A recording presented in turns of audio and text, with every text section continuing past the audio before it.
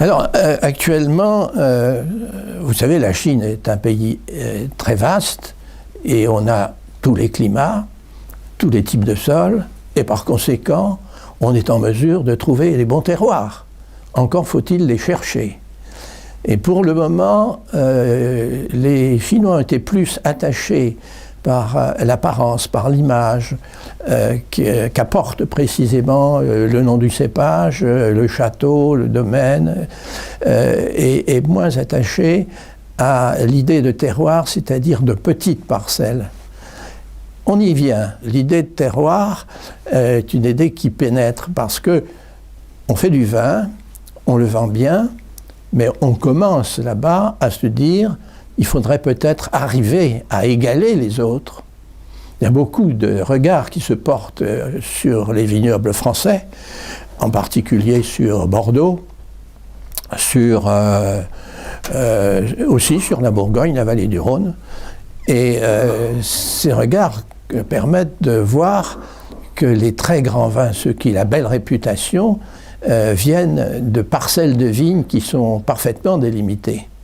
Et là, je crois qu'on va peu à peu se rendre de ce côté-là, d'une part, c'est-à-dire voir des gens rechercher à sélectionner ce qu'on appelle, nous, le terroir, l'agro-terroir, c'est-à-dire des parcelles de vignes qui produisent des vins qui ont une typicité spécifique. Ils ont 5 appellations d'origine.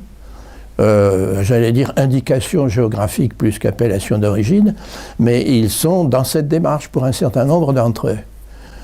Alors il y a l'approche commerciale avec des marques, mais il y a aussi d'autres viticulteurs, et en particulier des plus petits viticulteurs qui cherchent particulièrement à sortir de la masse pour avoir des produits de grande typicité.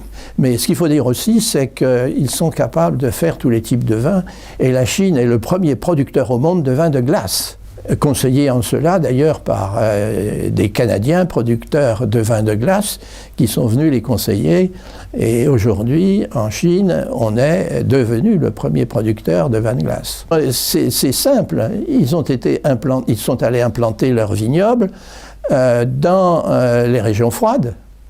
Et puis voilà, donc ils sont sûrs d'avoir le coup de froid qu'il faut au bon moment pour récolter des baies qui sont gelées.